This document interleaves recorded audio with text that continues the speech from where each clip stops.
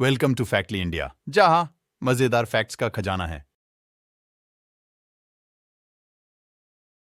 राजस्थान का एक छोटा सा गांव नागपुर बहुत पुराना था, बहुत ही पुराना। इसकी गलियों में इतिहास की गूंज सुनाई देती थी और हर कोने में एक कहानी छिपी हुई थी।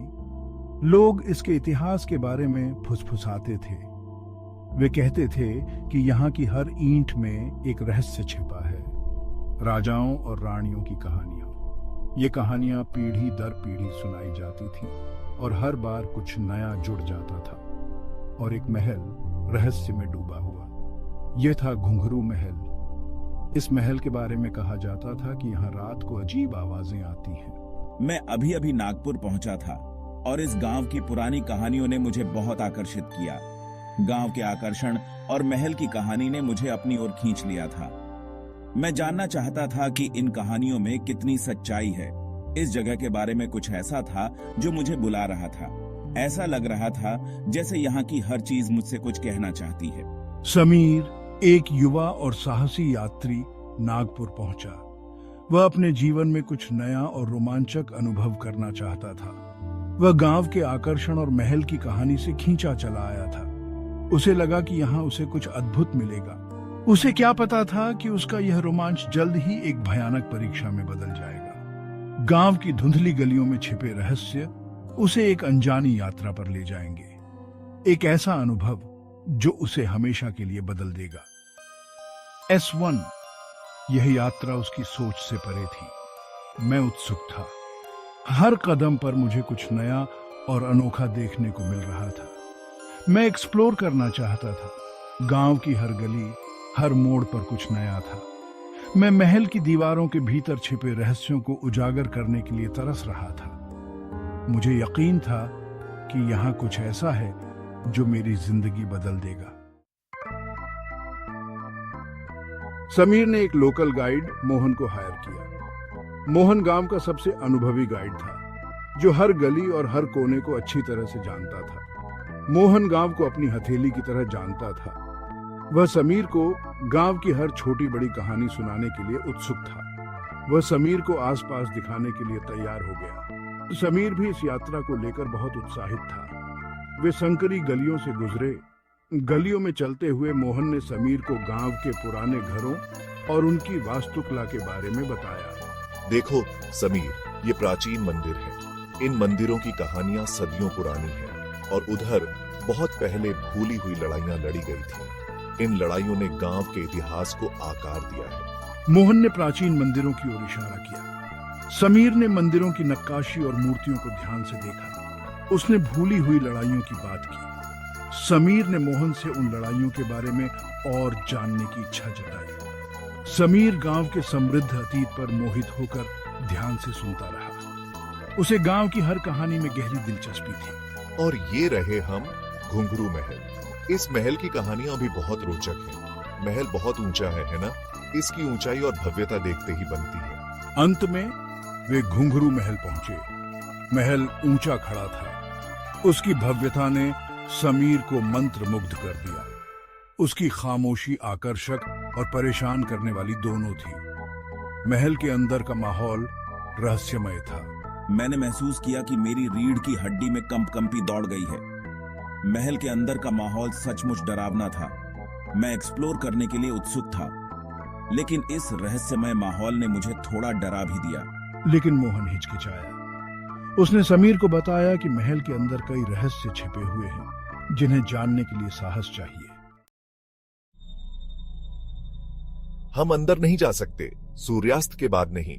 समीर भौंचक्का रह गया। S1 क्यों नहीं? महल में भूत हैं। कहानी है कि बेचैन आत्माएं अंधेरा होने के बाद इसके गलियारों में घूमती हैं। मोहन फुसफुसाया। उसकी आवाज धीमी थी। समीर ने उपहास किया। वह भूतों की कहानियों पर विश्वास नहीं करता था। मैंने अकेले महल का पता लगाने का फैसला किया। मोहन की चेतावनियों के बावजूद मेरा मन बना हुआ था। मैं कहानी के पीछे की सच्चाई का पता लगाने के लिए दृढ़ था। जैसे ही अंधेरा गांव में छा गया, समीर महल की ओर बढ़ा। विशाल लकड़ी के दरवाजे ऐसे खुल गए जैसे उसे अंदर बुला रहे हों। वह अंदर कदम रखा। उसका दिल उसकी छाती में जोरों से धड़क रहा था। अंदर की हवा भारी थी, सड़न की गंध से भरी हुई थी। धूल के कण खिड़कियों से छनकर आती हल्की चांदनी में नाच रहे थे।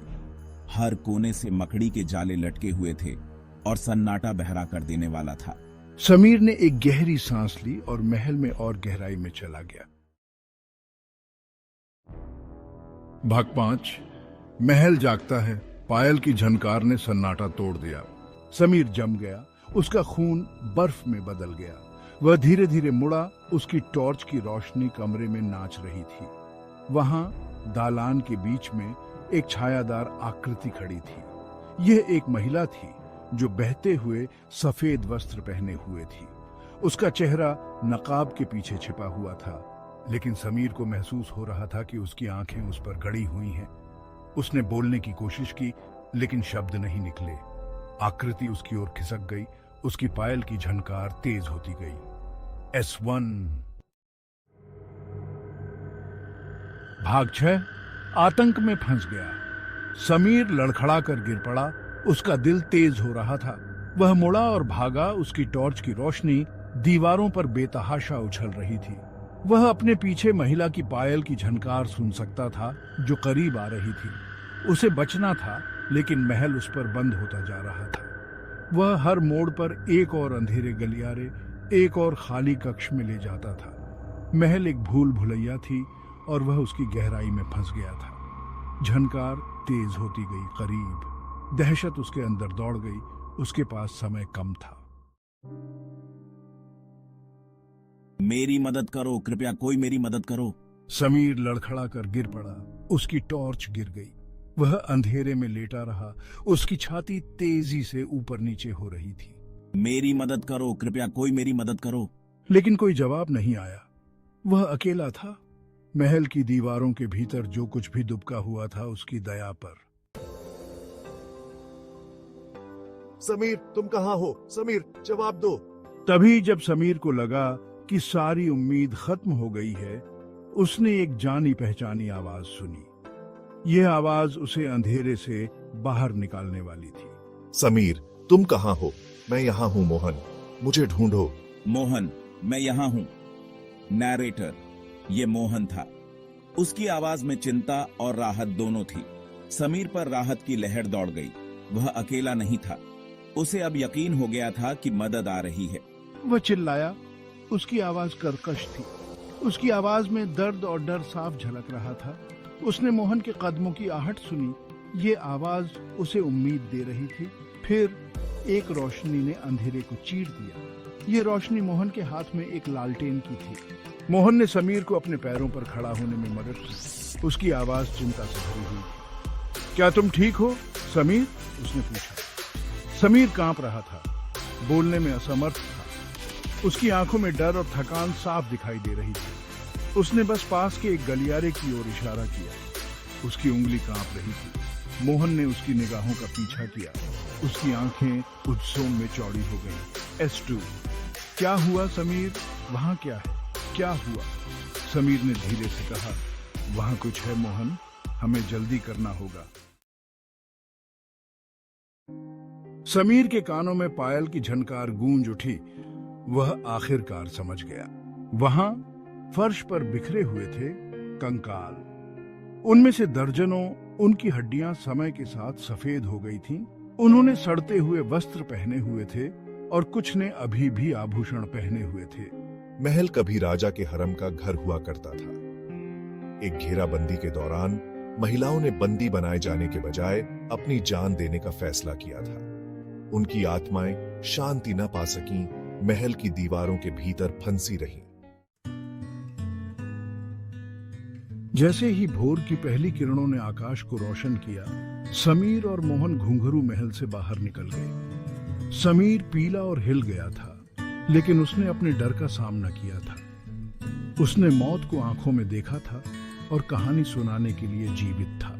अब मुझे एहसास हुआ कि कुछ जगहों को अछूता छोड़ देना ही बेहतर है।